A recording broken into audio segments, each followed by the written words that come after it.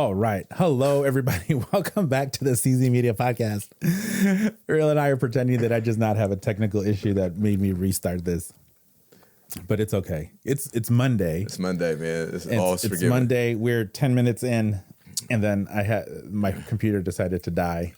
So this requires me to do a refill of shout out to Tint Cellars. They're a winery here local. We go to their tasting room in Georgetown all the time. This is the Cap Franc. Shout out to them. All right. Before we get started, everyone, want to remind you to follow us on your favorite podcasting app. I'm on all of them. I'm now also on YouTube, so you can see my lovely face. My boy Kelly said the microphone was in your way and you couldn't see your face. And I said, yeah, I know. That was part of the plan? I didn't want to show my face. Are you shy? I have a fat face. That's why I'm wearing all black, because I just sort of blend in. Makes it, man. That way I just don't look like a big blob, a big Mexican blob. So check me out on your favorite podcasting app, and then check me out on YouTube. And then don't forget to check out our sponsors, Rancho Bravo Tacos. They are in Wallingford and on Capitol Hill. Get yourself some food, enjoy their patio, or go across the street, chill out. Do people say chill out? I think that's kind of dated. We got to talk about how much of a square I am. Yeah, I think that's kind of dated, Carlos. A little bit. I'm a little chill out. I'm a big nerd. Chill out. Go and relax at Cal Anderson with some burritos or nachos or tacos. Yeah, relax is timeless. You can relax. Yeah, relax is timeless. Chill out. I like chill. You know what? I'm going to start saying chill out again. For sure. It's a retro. That's retro, right. man. That's hey, me, man. Shoes are retro. I go against. Hey, listen. I go against the grain. And then our other sponsor, Soulmates, they are at 1422 Harvard Ave. If you want a pair of sneakers that are hard to find, they'll probably have it there. There are over 700 pair on the wall right now. Probably, I will definitely say Seattle's largest selection of hype shoes. For sure. There are a few other resale shops in the area, but not with as many shoes as Soulmates has. So whether you're looking for a pair of off-white Jordan 1 Chicagos, we have two of them. Two. And we have two of the UNC colorway. And we have two of the European release. The white ones, yeah. The white ones.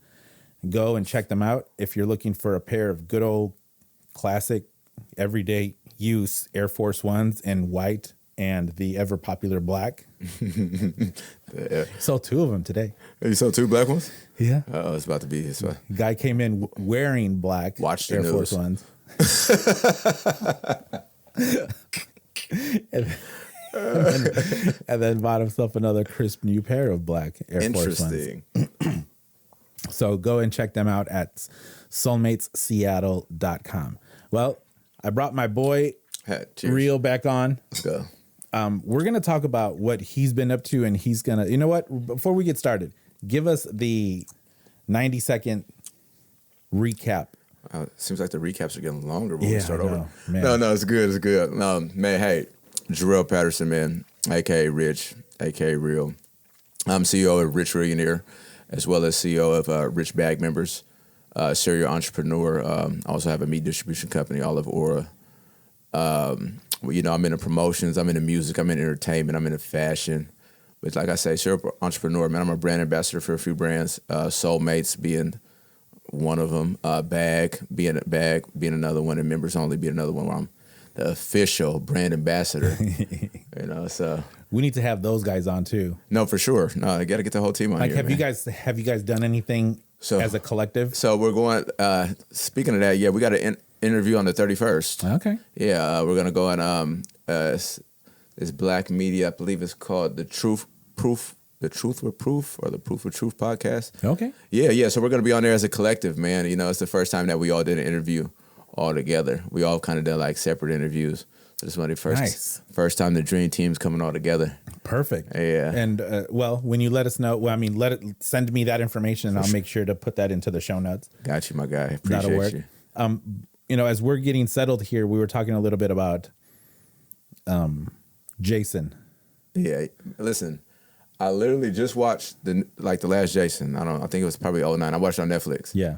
And so I did not know that Jason's mom had got beheaded, and that's why this guy haunts Crystal Lake. I thought the whole time my man just drowned And he No. was pissed off at the lifeguards and decided to just kill everybody coming at Crystal Lake. No. So the very first night, Friday the 13th. I'm here for you. It was made in 78, 77 or 78. I was still floating in the sperm pool. God hadn't sent you down yet. No, I haven't got my number yet. He hadn't No, I didn't get my number yet. get sent down. So that was Kevin Bacon's first movie. Kevin Bacon from Footloose, from Invisible Man, from X-Men. He's been in a whole ton of movies, from Tremors. Wait. Who was he in X-Men? Yeah, he was in one of the later ones, like one of these, like X-Men Generations or one of those. Yeah, that was his first movie. He got killed. He had just gotten done satisfying a woman, and he was on a hammock, and then a hand came and grabbed his forehead, and then he stuck an arrow through his throat, and it came out and it gurgled, and that's how he died. Interesting. But no, in that movie, Jason was not the killer. Jason, you don't even see Jason. I don't even think the studio knew that there was. Well, they might have, but it wasn't really set that there was going to be a whole series with Jason as the killer. It was Betsy Palmer was the actress who played Jason's mom, and Jason had drowned. He was a little kid, drowned at Crystal Lake, and his mom blamed the camp counselors for his death because they were too busy banging. Yeah. There's a lot of that going on at Crystal Lake. I think Crystal Lake, the campgrounds are just... You have to not bang. They're haunted by, sexual deviancy. Yeah, you go to Crystal Lake, man, and your sexual demons are exercised. You need to have that chastity belt on. Yeah. Don't... keep your pants on, and you'll be okay. You might live a little longer. You might live longer. I don't know if you'll live, but you're gonna live a little longer.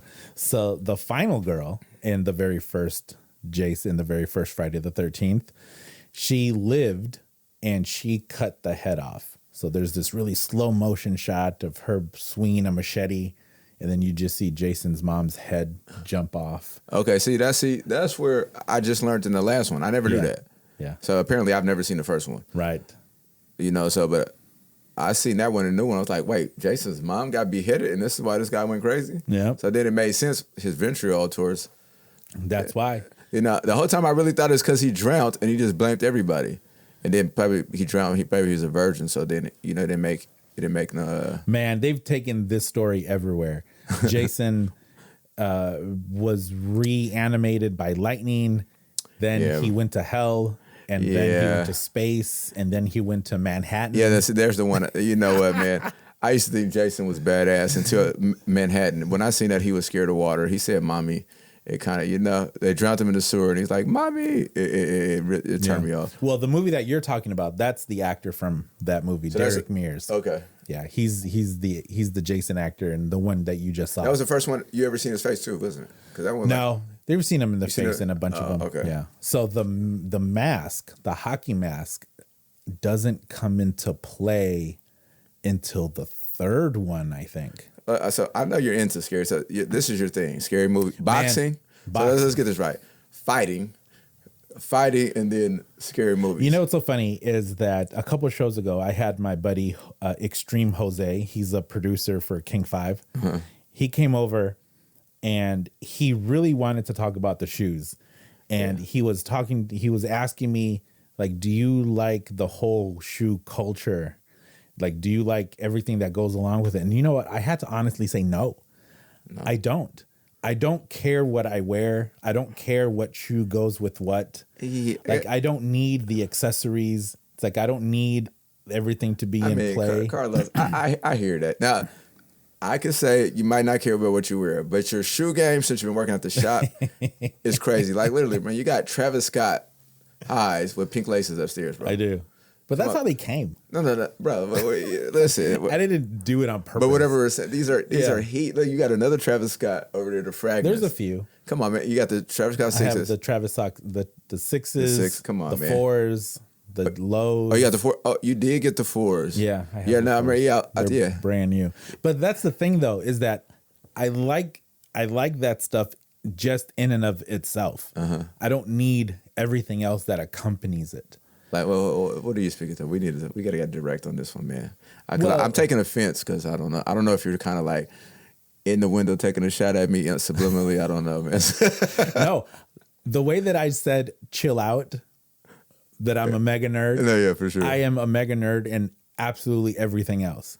Like, I like things in and of themselves without necessarily taking on everything that accompanies it. With the culture of it. So, basically. for example, for the shoes, I don't care if I have Essentials anything. I don't care if I have Supreme anything. I don't care if I have Bape anything. Okay. See that. Once again, we got to time out, bro. I'm sitting in a Supreme seat, Carlos. Come on, I have two of them. And that's what I'm saying. Like, at some point, like I hear you, but this is the thing of life, right? Everything's a contradiction, like. Yeah, almost. And it's mostly because I knew that I was going to have people who thought it was cool. Good recovery. But I've already thought about trading them in. No, you're great recovery to do bro. something. Great recovery. It's like the stuff that I have, like this poster here. I got that one signed by all of the performers from a cabaret last Halloween. Okay. Like, to me, that is super cool. No, that's hot. I like toys. So it's like I have toys of my two favorite movie hosts. What movie is this from? His name is Joe Bob Briggs, and he's a movie reviewer. He's a writer and a movie host. Okay. I mean, so is my stuff contradictory? Yes. Yes and no. It is. Yeah. It's yes and no. It's random, but I just like this stuff for what it, even with this horror stuff, right? We just got back from Friday through Sunday at Crypticon, which is the Northwest Premier Horror Convention. Where was it at? At SeaTac. Okay. It's right across from the airport at the Doubletree. At the Doubletree. Oh, yeah, okay. And so my wife and I have been going for 10 years, maybe. Okay. And I love horror. I love horror. I mean, everything about horror. But I don't do the cosplay. I don't do. You don't dress up? I don't do the dress up. I don't get super into it. I like it for the stuff that I like, and I don't need all of the other stuff. Back to the original point. You only like it for what you like it for. Pretty much. And then but even that, there is pressure to like everything that goes into other stuff, right? Yeah. It's that pressure. I mean, even, you're very coordinated. Yeah. That is important to you. Yeah, you value that. Yeah. And sometimes do I think, you know what? Everyone around here puts at least 2 minutes worth of thought into their outfit. That's how you're feeling when you're at the shop? Yeah. And then sometimes I think, should I? And then I just say, no, I shouldn't. It's like, I'm going to wear my shorts from Old Navy. Hey, no. And I'm going to wear my shirt that has an evil looking gentleman on it. For sure. No, yeah. But that's just my way from, you know what? It's not that I'm taking shots, but it is my way of thumbing. No. I love the fact that you relish in being different, man. That's you know what? That's one of our common connections right there. It's being a little bit. It's like you got to keep them guessing a little bit. For sure. It's like I already say crazy things that I mean, maybe might not be taken. I don't know. I think one of the most interesting things I heard. I think when I was at the shop. No, the other day when you intervened. Yeah, that was crazy. What? So what do you tell me about that? What do you think? So I come to the shop. So mind you, I'll come to the shop and they say, so the story's crazy. You intervene. So they say you intervened. So it was a domestic dispute, apparently. No, what it was what I think happened was that there was a woman in an SUV who probably got in the way of a guy trying to leave the gas station. Okay, 76. We're talking about Broadway. By the way they were parked, she was parked directly in front, and he almost was hitting her. Okay. So what I think it was is that she pulled up quick. He almost hit her. and then words were exchanged. Oh, so there was 2 people in the car. There was one lady in an SUV solo, and then the guy, there was a girl. He had his girl in the car. Okay. But the guy from the car was arguing with the woman from the other from the SUV. And so then you came in, de-armed the guy. Well, you de-armed the guy. See, that's what I'm saying. This is how the story came in when I came to the shop. I did not de-arm him. You de-armed him. You almost got. You said you could have got shot. There was it was embellished quite a bit by the time you went down there. Okay. Well, I mean, what happened was that I was walking across Pike, and I heard 2 people yelling at each other, the most horrible of things. Yeah. And then I turned and looked, and this guy with the closed fist hit the woman in the face. Oh shit! With a real punch. It wasn't I mean, not that even a slap is okay. No, that's it wasn't not okay. a slap. It wasn't a push. It was a full-on right. Now, let me get this clear. It's never right for a man to hit a woman. I do not condone. It was wrong. I don't condone. It was wrong. But was it like a right cross or like an overhand right? Yeah, a overhand right. It's overhand right? Because he was shorter than her. So he had to come down with it. Yeah. So he went like this. Oh, and it connected? She took it, man. Yeah, she connected. He connected. She didn't knock her down, but no, it connected. Wow. It connected, and she got a strong chin. And shout out to the strong women. Yeah, but she just kept on yelling at this dude, and then that's not cool. No, not at all. Not in the least. Not at all. Not in the least. So I thought, nope, that's not cool. So I walk over there. Luckily, I was way bigger than the guy. Yeah. Not that really mattered, but he came maybe up to here to me. So $1 billion. No, this is the $64 million question. If it came to it, was you gonna exchange a right cross with him? There was no reason. I had no fear of that because there was no reason. But I'm saying in the event that he would have been like, "Hey, you don't know what the hell's going on," and we'd have hopped in the stance. What if he hopped in the southpaw stance on you? What would have been the reaction of Carlos? I mean, so what I would have done is had to decide, do I want to drop the tacos that I have in my hand? Because I had just come from Rancho, and I had a bag of tacos. Great plug. That was a great plug. I know that was a great plug, man. I mean, I was hungry. Shout out to the sponsor. So if I had seen that kind of aggression, I would have said something like, "Man, I just want peace, and I want to go eat my tacos." Yeah. That's it. Okay. So would I have taken it further? Probably not. But maybe by this time, the other person would have gotten some sense and then left. But probably not, because she was still very angry. So then I turned to the guy and I said, "Dude, you can't do that." I was like, "You're a man." Like I just kept on saying, "You're a man. You can't do that." For sure. And then he turned to me and he goes, "Look at my lip." And she must have connected first, because this dude did have a bloody lip. Shout out to the strong women, man. Up top. I'm still not a fan of him hitting her, but I'm glad she got her lip. And then I said, "Man, you're fine." I said, "You're okay." I was like, "Let's move on here." So as soon as he saw me and I exchanged those words with him, he got into his car and he left. Okay. I think. Great job, Carlos. I want to say that I think I said, people are out here with their phones. Yeah. It's like, because people would rather just record something than intervene. No, for sure. I don't know. It's sensationalism. And but this woman was really, really angry. Like, she did not want to let it go. But no, Carlos, this is where I'm confused at. When I got to the shop, the story was you could have got shot. Now, how did this narrative even get in here? Well, I mean, I think I did say that at the beginning, because you never know. No, you didn't. But see, it led me to believe that maybe you seen a flash of a gun. Maybe there was a gun threat. That was my hyperbole. That was my little no, for sure. Little it kind of happens a lot at the shop. Embellishment to stories. Yeah. But everything else was verbatim. Okay. Everything else was verbatim. So then he leaves, and then a couple seconds later, I think that this woman wanted to hit his car, because she burned rubber out of the gas station, and then she jumped over this little median that's in between the gas, like just right there on Broadway. Yeah. She jumped it with her left tire and then came back. Like, she was driving super aggressively, but by this time another car had gotten in the way of them. Yeah. So she just couldn't do anything. But what are your thoughts on that? Was I just being too nosy? Should I have just left it alone? Like, what would you do if you saw? Oh my goodness! What would you do if you saw a guy full on hit a woman in the face with? Not cool.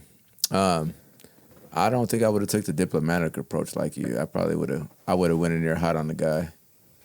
Just because man, I have daughter. I have a mother. You know what I mean? So at the end of the day, I understand. I'm here to protect women. I love women, man. So I don't know. I might would have came in a little hot, man. Especially how I seen that connect with the woman. I would have came in a little hot. I don't think. But see, I wouldn't have had tacos. So, you know what I'm saying? I would have had tacos. So I wouldn't have to worry about me dropping my tacos, man. I mean, tacos it's like, I don't know. They were busy. Rancho was busy. So it's like, do I want to? I would have thought, do I want to drop my tacos and then have to go back to Rancho after all this is over? Now, it's a sticky situation, man, because nowadays you don't know. My first thought would be to intervene, man, but I still got to be cautious, man, because, I don't want to run up and then, somebody flash a pistol. Yeah, you never know. So yeah. Even if this was the middle of the day, broad daylight. It doesn't matter anymore. Tons of people. It doesn't matter. Yeah, it's 2022, man. That shit doesn't matter anymore. So yeah, I would have been cautious, man, but I would have cautioned on the side of helping the woman come to her defense in some type of form. So I would have took your thing. I would have took your stance. I might, but my stance wouldn't have looked like. I probably would have been a little more abrasive. A little bit more. Yeah. I would have been a little more abrasive, man. That's kind of, Well, I don't know how that would have turned out. Right. I don't know how it would have turned out. But you think that you would have stepped in? If I would have seen a guy full on right across a woman, and I seen it, for sure. No, you know what's so funny is that I started to think, what would if I had seen the woman hit the guy? I don't think I would have done it. No, not at all. I mean, come on, we're conditioned. That's sexist. Yeah, no, I mean, that's crazy. I mean, I would have laughed at the shit. I probably would have I would have been like the guys you complained about. I would have broke out my phone. I would have been, oh shit. Yeah. Oh my goodness. Hit him again. I wasn't recording. Hold on, one more time. No. But no, I definitely wouldn't have been like, hey, let me help this guy. Someone called me after sharing that story. Uh-huh. Someone called me and I'm debating whether I should say this or not. Someone called me a hoe saver. Yeah, they call you Hector the Hoe Protector. Is that what it is? Yeah. When I didn't really know what to think at first. Yeah, man, it's two different cultures. See, that's what it is. It's two different cultures clashing there, man. But outside of culture, I started to unpack it, and then even on top of that, I shared this story with a few of my friends over the weekend. What was the overall consensus of it? Not good on the person who said that. Everybody said, most people said you should have minded your own business. Yeah. No. No. Okay. No, the general consensus was that first of all, you're crazy for getting involved. Yeah. I'm talking about being called Hector the Hoe Protector. That's funny. They didn't say Hector part, but no. See, no. Where I'm from, that's what we call him. Why Hector? I know, man. Hey, listen, man. I know it's kind of Okay, but we're talking. I mean, I'll skip over. Listen, that. but listen, man. It's not malicious when I say that. No, I understand. Because now I even thought about that before. Like, whoa. But the consensus was that having that mentality, it's just wrong. No, I mean, we need more of that in this world. I mean, to be totally candid, man, we need. It's a lot of people. Don't be one of the people that record a bad thing going on. I think I get upset when I be seeing stuff on camera. It's like everybody sat here and watched with their camera out instead of not one person. Just one person. Just think of one person would have helped George Floyd. Right. Just think of one person just would have had the courage to be like, hey, no. Exactly. No, and then you know what? I'm the person who's gonna do. Like from this story, real. I have a dozen. No, for sure. I stick my nose into stuff that I probably shouldn't. No, but luckily it hasn't come back to bite me in the butt. But I mean, man, you're blessed and highly favored, man, because like that you're somebody's guardian angel. I don't know about that. I mean, yeah, it's like perspective is perspective. There's some things that it's just so. There's this documentary that I have seen from she's an art. I think she's a writer from New York. Like she's super Fran something or other. Uh-huh. But she has a documentary called "Pretend We Live in a City," and she starts it off by saying, I wish that people who lived here, when how they behave, they pretended they were in a city with other people, which is just basically said, behave. Yeah. Like pretend you're in this social structure where we do have a social agreement to behave in a certain way. Pretend you live in that and treat people that way. Yeah, but see that's while the idea of that sounds great. But that would mean that everybody had a monolithic experience in life, and that's just not realistic. Yeah, I mean, we all come in different. For sure. So everybody's moral compass isn't heading in the right direction, and that's the world we live in. And, so I mean, although in a perfect time, you want every Samaritan to help everybody in a hard time, but that's not what we live in. No. And so it's easy to be judgmental on that because some people, right. But at the same time, you gotta be careful because everybody's experience is different. So, I might value my life and value getting home to my kids and getting home to my family and getting home to my responsibilities. So although I would like to help in the world that we live in, I have to kind of weigh my options. Right. Like, hey, I can stick my neck out here, but who's going to stick their neck out for my responsibilities? Yeah, if things go left. So, so it's just that thing, it's like I try not to be too judgmental, man, because I can kind of see both sides of the coin. I've thought about it. But we need more of you. Yeah, no. No. Because at the same token, I'm a piece of work. As we all are. Yeah. I mean, that's the beautiful thing of life. It was really interesting. It's well, see, I'm not even smart enough to know that if that was said as an offense. Which one? The Hector the Hoe. You know what? I want to put that on a T-shirt. Wait, Hector the Hoe Protector? Yeah. If I put that on a T-shirt and wore it, how crazy would that be? It'd be crazy as hell. That'd be crazy as hell. I mean, because now I got to think about it. If you go to your community, they might not feel too hot about that. My community's not big here. But then if you come to my community, it'll be like, hey, they'll embrace you. But hey, look at Hector the Hoe Protector. You know what I'm saying? So you got to think. And so your community, they would think it was funny. They think it's funny as hell. Okay. I'm gonna do it. Yeah, do it. I'm gonna.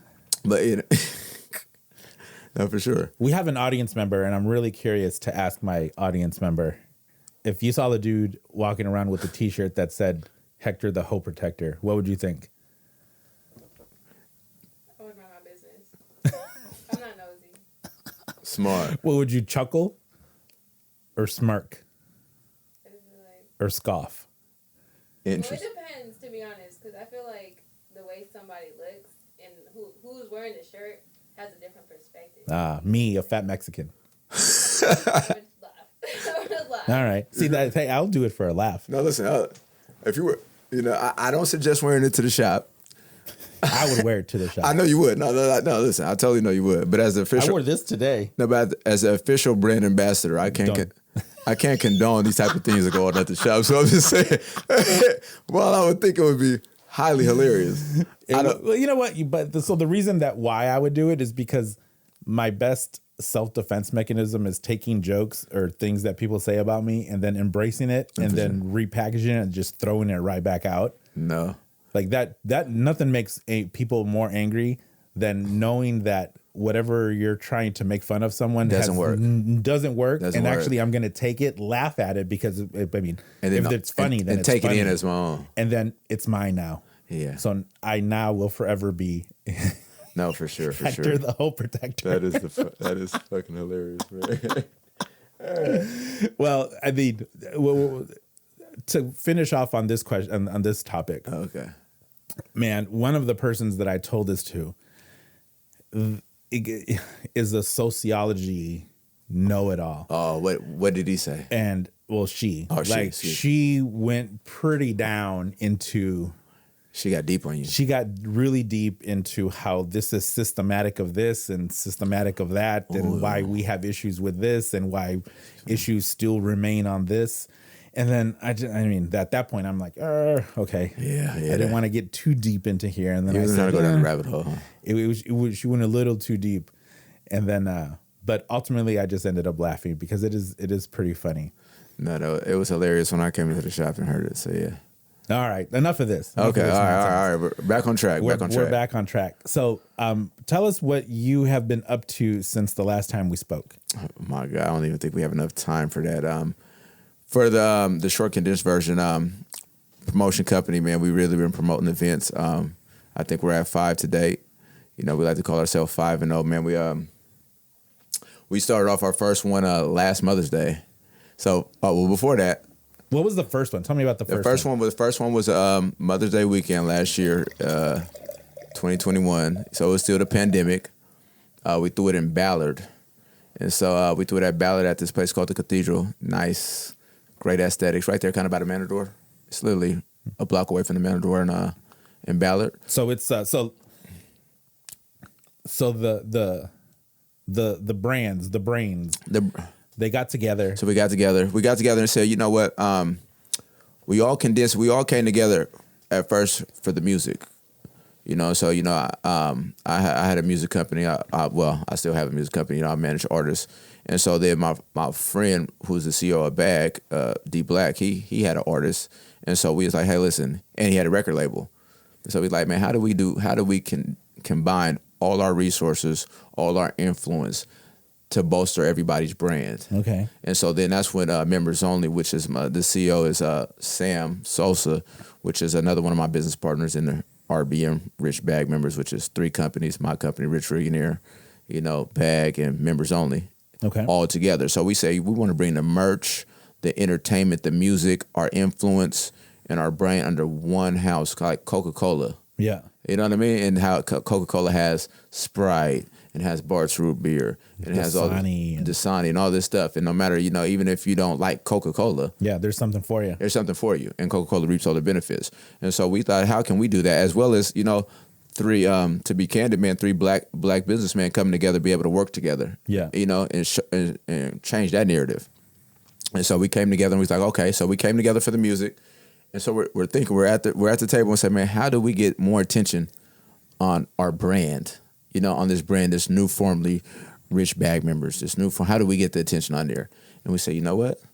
Let's throw events to make people aware of the brand.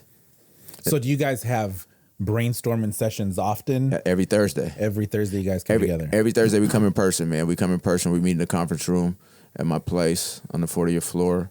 And we sit there, man, and we hash out ideas. I mean, through the whole week we're communicating, but that Thursday is the in-person check-off list, deliverables, new ideas introduced, progress of where we're at with the old ideas, and we lock ourselves in a conference room, man, until we get actionable actions done. Right. Yeah. So yeah, it's man, I would want to listen to that. It's interesting. We just got an assistant 2 weeks in.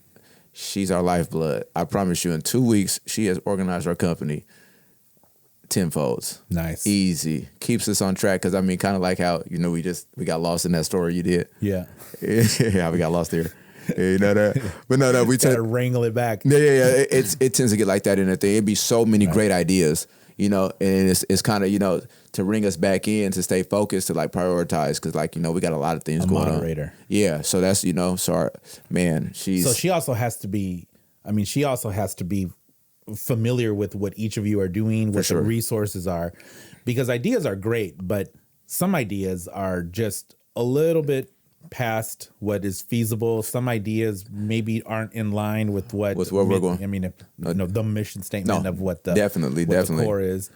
She has to know which ideas to help guide you to say, all right, these are the ones that we have substance to him and can move forward. Yeah, for sure. She does that a lot. And we're all conscious of that. We also know that a lot of great ideas, but we also try to make sure that every idea ties into what we're doing and where we're going. Yeah. So everything that we do, in essence, fuels everything else. So the events fuel the music, which fuels the merch, which fuels the events. Yeah. Which fuels every individual brand. Because mind you, Rich Bag Members is 3 different companies under one house. Yeah. So, it's like, if I do a motivational video, I'm going to have you see, I stay with it. It all go together. It all goes together, man. And it's making sure that each part of the business is fueling the other business, That's man. what Apple does. Exactly. Hardware, software, Amazon, Facebook. I mean, you look at any successful business, and they have their tentacles in a little bit of everything. Yeah. Because at the end of the day, everything's going to drive. Everything's advertisement. Right. And it's brand awareness. If I can make you aware of my brand, maybe you're not into music, but you're into fashion. Yeah. So if I got some hot merch, some hot fashion, that'll bring you into my brand. And then now if you bring in the brand, you say, well, you're going to get curious because everybody wants to know the story behind the brand. Sure. And so when you get behind the story, like, well, hold up, these guys do music too? Well, maybe I might check them out. Right. And now there you go. You got a new thing. Or maybe you're not into music or fashion, but you're into having a good time and you're throwing good events. Well, guess what? We throw great events. Yeah. You know what I'm saying? So we throw great events. And so once again, it's bringing the attention back to the brand. Yeah. All right. You don't like events, you like music. So now we got hot music. So it just, once again, understanding the power of branding and all coming together to make sure that it all feels together. Like I said, I'm a brand ambassador, so I make sure that whatever I do, man, I plug in, Soulmates, I plug in Bag, I wear it on the walking billboard. Once again, it's brand awareness. Yeah. It's understanding the power of influence. And, all of us have our own individual influence kind of big in this city. So it's like, hey, how do we garner that? And how do we funnel that all in one direction to maximize it, Right. Because if I just did it for my brand and my partners just did it for their brand, yeah, we'll all get some significant traction, but it can never be as much as we're all together. As a whole. Yeah, as a conglomerate, team, as a team. Collective. If I poke you with one finger, yeah, it might hurt, but if I punch you with this closed fist, right, it's going to hurt way more. It will. Yeah. Don't punch me. No, I'm not going to punch you. I'm not going to punch you. No, but I'll cry. No. I highly doubt that. But no. So yeah, that was the mission behind forming the whole thing. And so, like I say, our first official as a team was last Mother's Day. We put on an event and we owned the whole process because it was at a peer space. So we had to hire. A peer space. Does that mean just like a? So it's a venue warehouse. Yeah, no. So peer space it's like open venue. So like Seattle Art Museum is a peer space. You can rent it out for a minute, like 5 hours, and you pay. And so for those 5 hours, you have a run of the place. Of course, with the parameters inside of what they put up. But for that, you have free run, meaning you own the process. So we a peer space. We went to a peer space. It was a cathedral, which I think during the daytime it like serves as like they make candles and like. They serve like wedding receptions and stuff like that. Mm-hmm. So, we went there and, So hold up. I'm going to pause you there. Come on. So you guys are having your brainstorming sessions. Yeah. Then I'm sure that a whole bunch of ideas come out. But then what I'm guessing is that the return to producing events keeps on popping up. Yeah. Keeps on popping up. Because it's brand awareness. How do we get, we're doing music, we're doing entertainment, and we have merch. Like we have all these things. But how do we say that this is all together now? And then you envision that being through a party, through an event. Yeah, we envision being through a party event to make it aware, because where can we get as many people under one roof for one cause? Yeah, and that they're gonna, they're gonna enjoy themselves. They're gonna enjoy themselves. They're gonna enjoy themselves. They're gonna. When you finally found this one place, how many places did you go to before you found this one? Before this cathedral, I think it was pandemic, man. We went to like 8 different places, and the main focus was aesthetics. We wanted to make sure that it was somewhere where people felt safe. Yeah. And did you decide Mother's Day just because that was the next holiday that came up? Yeah. Okay. It just felt like, okay, what's the next event? It's the easiest thing. It's the easiest thing. I mean, I think we feel just making sure that not trying to reinvent the wheel, it's saying, hey, listen, what people is going to be attention? They're going to be looking to do something. It's Mother's Day. Right. Mothers are going to look to pop out. They want to pop out and have some fun, put them little crumb crushers. No, but everybody wants to break and have fun, man. So we want to put something on for the mothers, man, because, we all have mothers. Yeah. And so, we said, Mother's Day would be a great thing, man. People are looking for something to do. And so, man, we popped out, man. We put on an event at the cathedral, man. We owned the whole process. Like I said, it really forced us to, like, our first thing was like we really had to do work. We had to hire security. We had to stock the bar with bottles. We had to find license and we had licensed and insured bartenders. Yeah, licensed and insured. Who are licensed? Now, who are licensed and insured? Yeah, we had to find licensed and insured security. We had to find a plethora of alcohol. A good thing we're resourceful. Great thing we're resourceful. So, I mean, then, we had to market it. We had to find people, so it forced us to think about so many different levels of the business. There's a lot of moving parts. A lot of moving parts. And so, like, not only we thought all that, but for to have our first event to be success, and you know, and to be candid, you know, it's a hip hop event mainly. So you know what comes with that, man. It comes, you know, a whole lot of disruptiveness. Yeah. But for have that, where there was not even an argument, not even a fight. Everybody came out and enjoyed themselves. It was like our first one. We hit the nail on the head. Yeah. And so it was like, oh, we're on to something. And then the feedback, just for the feedback, because like it was COVID, so we were supposed to stay. We were supposed to stay under this number, right? I think it was like. You don't have to. Yeah, I don't know the number. You don't have to go into details. No. So all I can say is, you know, the staple of a good party is if it gets shut down. Right. You know, people are going to remember that. But it didn't get shut down for any violence. It got shut down, man, just due to COVID and that crazy thing. Yeah. You know, so thank God we're out of that phase of COVID. But I mean, yeah, we came off. We hit a home run. So when you say success, what are you measuring that? What's your metrics for measuring that? Is it monetary? Is it just a positive experience? Is it that, you know, no nonsense happened? I mean, it's a collection of a lot of things. First of all, we are a viable business, so monetary has to be one of the things that deems us successful. But more than that, man, it's the vibe and the energy that we was able to provide. It was able to, you know, like I say, coming from the genre, we come from the hip hop, the urban, you know, for it to be not only financially successful, for it to be, you know, aesthetically successful, and also no violence, no mischief, no stereotypes of what comes with those type of things. Yeah. You know, and us to be basically rookies. We hadn't thrown anything, you know what I mean? But to see that our mission statement was to combine our resources, was to combine our influence, and for us to do those things and pull off all these things to make money, provide a safe place for people to come have fun, and for them to return home safe as they came in. Yeah. Man, so how long did it take you to plan this start to finish? Start to finish. Yeah. To be honest, the first one took about, first to finish, it took about 2 months of planning, which is, to be quietly to frank, not enough time. That seems. No, it's not enough time. It's not enough time. So like, you know, we caught, you know, I mean, at this point we're 5-0, man. So not, you know, so we have 5 events. I mean, you probably have it down a little bit more. Yeah. You know, it's just like life. Each time you do something, man, repetition. Do you go back now and say, we wish we had done this? Yeah, for sure. I mean, I believe you should visit that, man, if you want to be successful, man. We watch the tapes and, you know, we see where we can get better at it. And I think that's why we had continued success. I know that's why we had continued success. Right. You know, that's why we can have now when you see RBM on a flyer, you're going to link it to, it's going to be a great time. Yeah. It's going to be a great turnout. So who was the artist for the Mother's Day for the first one? So for the first one, we actually did not have a headliner for the first one. We did in-house. We did everything in-house. And that's what it was like, wow. So what does that mean? So in-house is, so we use our DJs, you know, we use RBM DJs. Oh, okay. We use, we drove the advertisement with our collective influences. And it was just our name and our brand and our DJs. And you know what? It was a hit. Beautiful. So it was like, wow. But being the astute businessman we are and the creative thinkers, we said, how do we one up this? Right. Like now, you know, this was our ceiling. We want to make it our basement. And so the second one is when we reached out to a popular DJ, RJ. He's a DJ from Detroit. You know, I remember him. Yeah. RJ Lamont. Yeah. Yeah, when he came to the shop. He came to the shop. Yeah, so we met him through the music, through one of our artists had got some beats from him. You know, so both of our artists had got some beats from him. So we had already a working relationship before that. And so then we said, you know what, man, how do we one up the Mother's Day thing?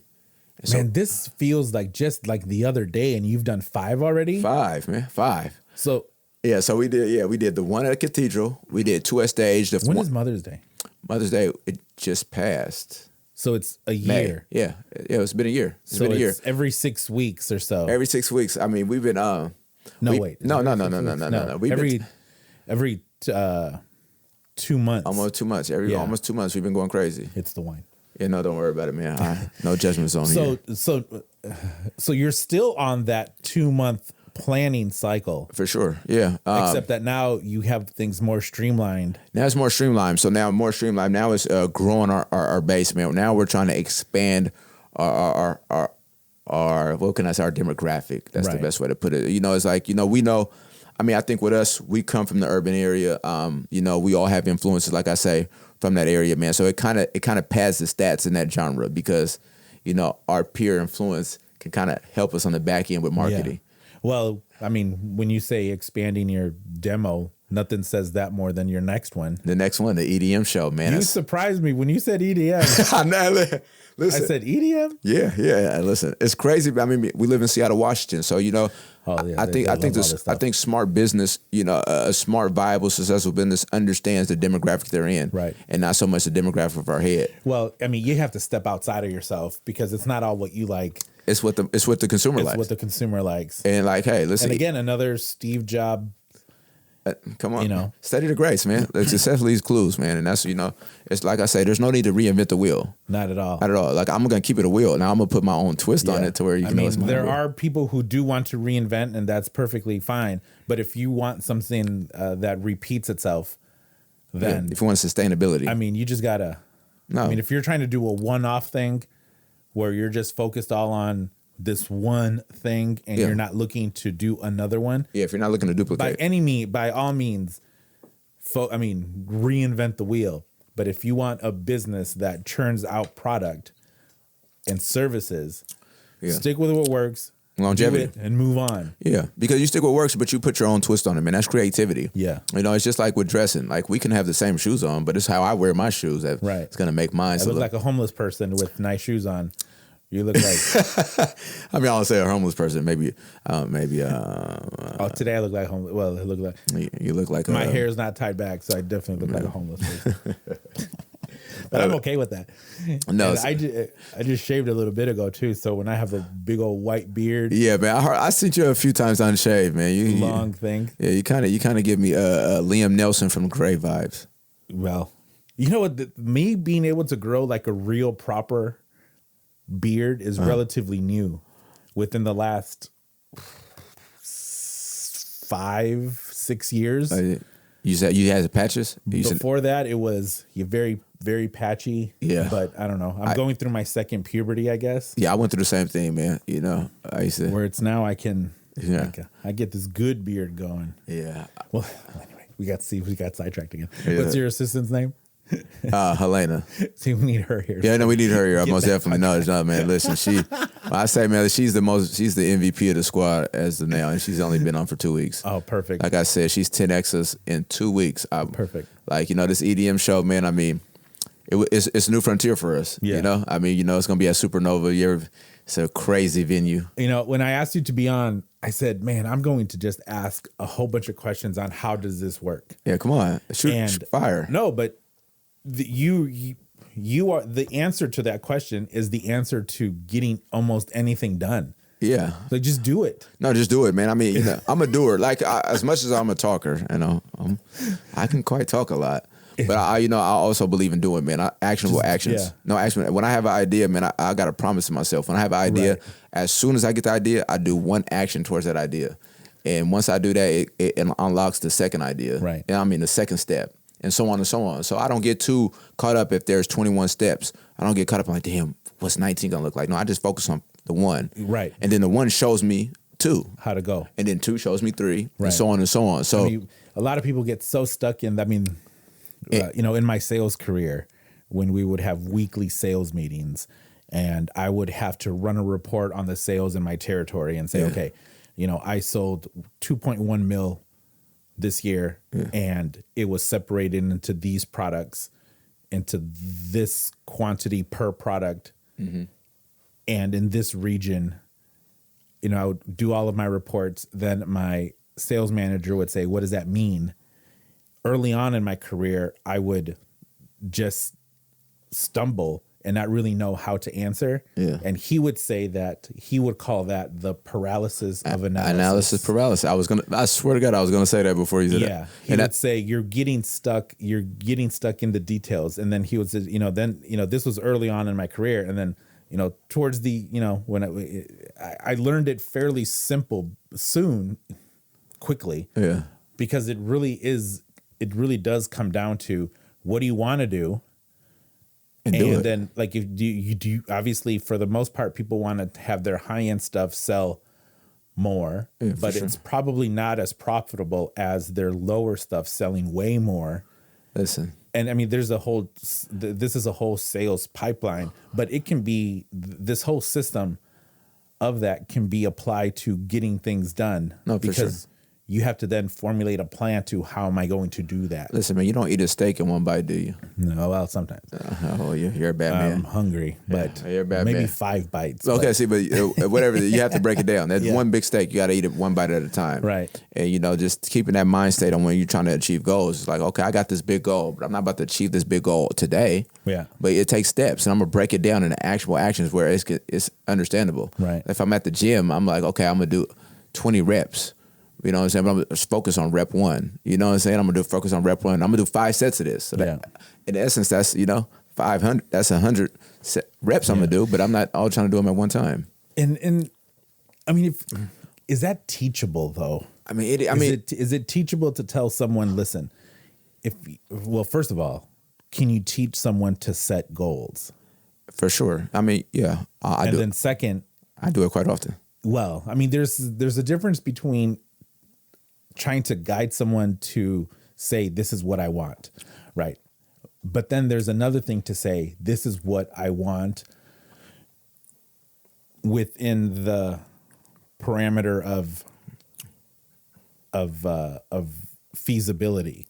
Like you can say, I want to be, like I can say, I want to be a world-class photographer that gets paid $250K to go and do shots of bikini models in Saint-Tropez. Like I can say that. No, you can say that, but then now. But is that realistic? I mean, No. it's as realistic. No, but I mean, it's as realistic if you make it. Now, if you said no, I mean, but I'm just saying, if you said that was your goal, Yeah. and now are you willing to sacrifice the things it's going to take to sacrifice? Because you can say, right. and there's the thing: do you really want to do it? Some people are just caught up in the saying of things. Yeah. Hey, I want to be rich because okay. What But is we it? should also. So I'm a little bit more.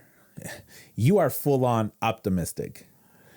There's a little bit of cynicism, being jaded and pessimistic in me to where if I hear someone say this lofty idea, like I won't shoot them down because it's not my place to shoot them down. But then I'll follow up. No, for I'll sure. say, well, do you have this? Do you have this? And then if the answer is no, then I won't say, it's what you're thinking is whack. But I will say is like, then what's your plan? For sure. Right. You have to then follow it up by saying, what is your plan to do? No, that's a great. Then for the most part, there is no plan, and it's just an idea, which is fine, right? People can have dreams and aspirations. You can have your dream board. Did you ever read the Secret? The Secret, most definitely. Dream boards, vision boards. I mean, it's here somewhere. I made plenty of vision boards, and I follow through. See, I mean, with me, excuse me, you gotta think I come from a genre where I was successful selling things I couldn't even market. Yeah. So in that, I learned a lot of things. Illegal porn. No. The details are otherwise not relevant. But I know. But so with that, you have to think outside the box. See, I'm not married to systematic traditional thinking. I'm like water. I can take any form it is. I want the successful route. And so I'm not even married to the ideas. I'm married to my goals, but I'm not married to the idea how the goal looks in my head. Yeah. I'm not married to that. I can pivot as long as I feel that the pivot is moving me closer to the needle. Yeah. If it's pushing the needle forward, then most definitely I think this is a feasible pivot. And so with that, I take that logic in the business, and I take that logic in the planning and getting shit done. And like I want to get it done. Yeah. And my team depends on me. It's like we have a motto at RBM, if it's not a win for you, it's not a win for me. That is powerful, man. And so I take that serious. So, and I know that my business partners take that serious. So I know they trust me to do what I'm going to do. And so with that, I want to always make them look right. I want to make them look right, but I want to make myself look right. If I make something to myself, man, if I say, hey, I'm going to do it, then I'm going to do it because I want to be able to look myself in the mirror next day and say, well, shit, I did it. Man, if you could package that. Yeah. I mean, I'm envisioning a lot of people hearing this and completely agreeing. Yeah. But then agreeing and actually putting to practice is worlds apart. No, it's worlds apart, most definitely, because it's easy to construct a goal. I think this is the biggest misnomer people don't really know is, hey, go. And everybody hey, I want to go. I want to put on 20 pounds. Yeah. Okay, well, if that's my goal, now let's construct a road to get to that goal. How to get there. And there lies the real work. I think we need to. Did I ever tell you that I started a little business called the Sneakers Friend? No, you didn't. I don't recall. Well, you do talk. We talked about a lot of things, Carlos. So I got lost in all that. So last year, Comcast. Last year I started this little business called the Sneakers Friend, and I ordered a bunch of product from suppliers, just sneaker cleaner. Yeah. I ordered a bunch, did a bunch of testing, and then found one that I liked. And then with those Travises that you saw up there, I made them super dirty in the mud, and then used my cleaner to clean them. Bookmark. Let's stop here. You took a pair of $1,200 shoes. Yeah. And you purposely got them dirty. Yeah, like super dirty. No, super like mud. Yeah, mud. And then you took a cleaner that you got offline. From a supplier. Offline. Yeah. Never ever tried it. No, I tried it with other stuff. Yeah. Okay. I did preliminary testing with, just crappy shoes. Yeah. And so you took, I mean, if you don't mind telling me and the audience, how much did you pay for the Travis Scotts? I didn't pay a whole lot because they were used. Okay. I paid less than $500. Okay. But it's still less than, $500 for a used pair is still. $500, period. I had to clean them. They were beat when I got them. Yeah. They were super beat. Yeah. And so, So I did the testing on them and they came out great. And look, I wouldn't have known that. Had you not told me that? I thought you had bought them in that condition. No. They were beat. They stunk. So I also tested out a refresher spray. Yeah. Wait, they stunk like inside? Like smoke. Oh, okay. Like big time smoke. Like cigarette smoke. Okay. Like whoever owned those was smoked in their bedroom. Yeah, they smoked in the shoe. Well, yeah, they smoked in the shoe. Yeah. So I also tested out a refresher spray. Yeah. So I started this business. I have a website, thesneakersfriend.com. I'm starting up a mailing list for when I get product in. People get, 15% off their first one. I got the packaging all worked out. Okay. So it's all ready to go. I just am not ready mentally yet to place the order for inventory. Why not? This is where you and I are different, because you would have done this 6 months ago. For sure, right when I thought about it. Here's the kicker. Last year, Comcast had a grant for brown and black business owners. And I applied for this grant, and because before a big chunk of my business of CZ Media was doing photography and headshots and working with other small businesses. And because of COVID, I lost two customers. And then work for one other one went down way a whole ton. So it did affect revenue coming in. So I filled out this grant and I was approved. I received this grant and it's $10K. So I have $10K in my bank account. Sitting, waiting for you to order product, and you still haven't ordered. Sitting there since late October. So this drives me to ask you a question. So you have a business. You have, I assume you have people, a mailing list already. There's a few hundred people in my mailing list. So you have a few hundred people. You have $10K free money that you don't have to pay back. Yeah. Yet you still haven't ordered. Please walk me through how this makes any sense. It's scary. How does this make any sense? Because in my head, I know exactly how it's going to go. Oh, wait. There lies a problem that happens with a lot of people in thy head. I know. One of the you heard the saying, product of our environment. Yeah. Yeah. And so I believe that, but I believe it's the biggest environment we're ever going to be in is our head. Yeah. And so sometimes when we're so much in that environment of our head, we talk ourselves up and we talk ourselves down. Right. So, and it's the great power of the mind, because the mind can convince you to either do whatever you want or not to do whatever you want. There's absolutely no reason. There's no reason, bro. For this whole studio to be filled with product and then to be shipping out stuff. There's no reason for it. Do you need my help? It sounds like a business. My wife the other day asked me, it's like, why haven't you done it? And I'm like, I'm a little ashamed to say, but it's really fear. Like, I'm scared. I mean, not scared, but it is a little bit scary, because it would be easier for me to say, okay, I put $5,000 of my own money into buying inventory, setting up packaging, doing all of the other things that a small business needs, and it just didn't work. Yeah. Like I think I would have done it already if it were my money.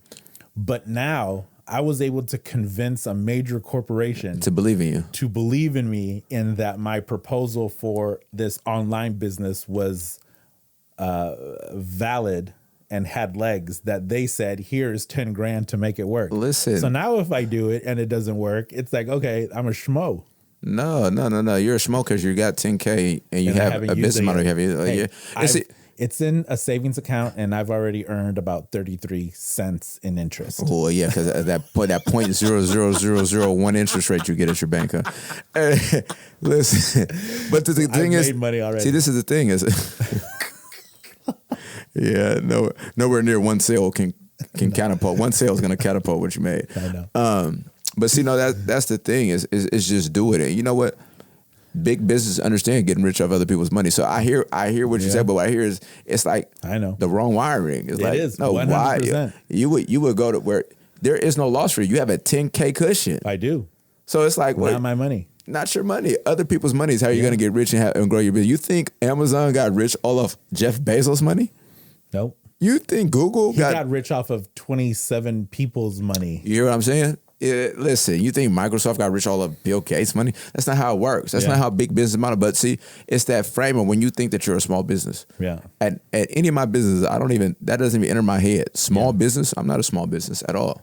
I'm a scalable business. Right. I'm a big business already. You just don't know. Right. You know, and that's how I approach when we do something like even like with the events, with the aesthetics, you know, with who we bring out, how we market it, you know, the price point. We're coming like a big business because we are a big business. Yeah. You know, we're here to stay. So to close up, this is why I wanted to talk to you, because in, you know, hearing you speak about what's going on, I don't remember hearing a whole lot about your planning. I remember when it started to register to me was the event, like the Mother's Day. It's like the event is on Mother's Day. Yeah. And I'm like, oh, okay. And then the other one, then RJ came through. I'm like, okay, so this is like the second one. And it's like, I didn't get a whole lot of the planning, but like, I don't remember hearing a whole lot about we're gonna do. No, it's just do. We're gonna have. Yeah. It is set for this. And then that's what really makes an impact to me. Yeah. That's what in my brain, I really grab onto. Yeah. Like I will. Yeah. There's a lot of that. I mean, you know, there's a lot of that, especially coming from the community I come through. You always hear these big dreamers. Yeah. You know what I'm saying? And I was a big dreamer, man. But, you know, early in life, I started making sure that my big dream is going to be reality. Yeah. You know, and so like I said, you don't kind of hear too much of the planning phase because by the time I speak on it, it's actually It's ready to go. Yeah, it's ready to go. It's manifested. So basically, I just brought you here so that you can pump me up so that. So you can use the 10K that's in your savings, order the order the thing, and like, what are you talking about? You can I know. Listen, it's you have now. listen. Saying it out loud, it sounds really stupid. That's why we have to say things out loud, and that's why it's important to say our goals out loud, especially to our people that we care about their opinions because they can hold you accountable. Right. So anytime I have a big thing, so I might not say it to the general public. Yeah. But to my close constituents, I'm saying, hey, listen, I'm going to do this. Yeah. And so when I say that, it kind of puts the onus right back on me. So right when I know they're going to be like, hey, what's going on with... Right. So I've mentioned this to maybe 3. I've talked about it on the show a little bit, but I haven't really spoken about this to anyone in general because I don't want the accountability yet because I'm just not ready for it. And because I'm not ready for it, I am choosing to hold it close. Well, let's unpack this. What's making you not ready? Just that. What's that? Just if I fail, it should be the opposite. Okay, but time out. Do you realize that you felt that talking when you first did? Did you feel you felt that walking? These are things that you do naturally that you don't even think about. You're proficient at them because you fail. So everything that you but everything in life that you're successful in, you failed at. So I know. It is completely irrational. And illogical. I understand. Let's do it. Let's order. Need to do it. Let's order. I have the invoice ready to go because Where's that? Let's bring it up. Let's bring it up right here, bro. Let's go. Where's the other laptop, man? Drop a window on this, man. Like, let's order something. I guess what you. So then now that I said it out loud to you, I'm envisioning you in a week saying, "Have you ordered yet?" Of course. Oh, you better believe it. It's not going to be a week. I'm going to be honest with you. No, I have a whole plan for it. It's like I have a whole a whole plan. It's Monday. It's not just going to be the sneaker cleaner. There's a whole line of stuff. And I've already have like the stage 2 of how it's going to be scaled, which is to basically blank labeling for other places. Like if other places don't want to go through all of the trouble that I already did, and it's like, here you go. Yeah. Like I did this whole, I put my business degree to work creating this whole plan. But we can't get to step 2. Let's do step 1. Step 1 is place the server. But when I talked about, like I told you, if there's 21 steps, I don't focus on 21. Yeah. I don't even focus on 2. I know that I'm going to get there. I'm fully confident, but I'm going to focus all my energy on 1 because 1's going to unlock 2. Yeah. And then 2's going to unlock 3. Come on, man. You got this. Now I feel super obligated. Let's go. I'm on your ass. It'll work. All right. Well, thank you. You were a huge help. No, man. Thank you, man. And I knew that when we started talking about it, it would be, we figured it out. It's a learning process. Yeah. I knew it was going to go. I knew that's how it was going to go. Like there's no secret sauce to anything other than focus determination, and then just work. And believe. You just got to believe in yourself and your skills. That's the biggest thing. I believe in myself. I believe in my team. And so when worries come up, man, I just focus right back on that belief. Yeah. Belief of self, belief in my goals, and belief that, man, as long as I'm doing what I need to do, it's going to manifest exactly how I want it to. Yeah, so that should be on a T-shirt somewhere. I know, man. I've got 2 T-shirts to make. Yeah. What's the first? Oh, I'm going to make it. Hey, I'm not responsible for this. Man. Listen, let me look in the camera. Do not hold me responsible for this T-shirt, okay? You see it? You see I got our brand on, man. That's a nice one. Yeah, this is the one we made for there's this rapper called the Pac-Man, and his signature is donuts and like chicken and candy. And so when he came up here, we said, hey, we're going to remix our brand to make it inclusive, to make, so we made him one. And yeah. Nice. So there we go, yeah. Is that a Jordan 6? Yeah, that's a Jordan 6 on there. Yeah, off top. Nice. That's my favorite Jordan. I know. So do you want to give a shout out to our audience member? Do I? No, I don't think. Oh, she's going to say yes. Oh, she said yes? No. I think she said no. I think she shook her head no. Sure? I think she's sure. I think you got to edit that one out. All right. I don't edit content. I just do color grading. So shout yourself out, all the brands. Where can we find you? I'll put it in the show notes. Hey, man, you can find me on Instagram. My personal Instagram is Rich Reallionarie. Rich Bag Members is the at Instagram. Is we on Twitter, Facebook, and Instagram. Check out all of the individual brands. Bag, Ambitious Grind, Members Only, all Instagram. Soulmates 206. Check Beautiful. that out. Definitely, man. Hey, shout out the podcast. Thank you for having us, man. Look us up, man. We also got a nonprofit, GWAP, Generational Wealth and Prosperity. We put on a back to school event last year. Passed out 130 turkeys with Bruce Harold, the mayor. He was the mayor-elect at the time. Okay. Yeah, we gave out actually 130 turkeys as well as the meals. So we didn't just give out turkeys. We blessed 20 families this past Christmas with, we did everything from toys. We passed out 400 plus toys. Wow. Bikes, medical, school supplies, coats, shoes. We gave everything. Beautiful. Yeah. So, man, stay tuned. Stay tuned, man. Stay tuned. Definitely. All of that will be in the show notes. Well, again, Real, thank you so much for coming. Thank you for having me, man. Yeah. You'll definitely be back in show number 20 that you do produced. Let's go. When you have a dead mouse. When you have dead mouse over. Man, sometimes I don't know what to say, man. Everyone, thank you for listening. Don't forget to subscribe. I'm on your favorite podcasting app, all of them. Apple, Spotify, iHeartRadio, Stitcher. You could see my beautiful fat face and Real's cool. Look at this $1 million smile guy over here. On YouTube at CZ Media Podcast. And then don't forget to check out the sponsors, Rancho Bravo Tacos and Soulmates at 1422 Harvard Ave. They're at soulmatesseattle.com. Order online. We ship it out pretty much the same day. For sure. Don't forget to do any of that. And we'll be back next week. Adios.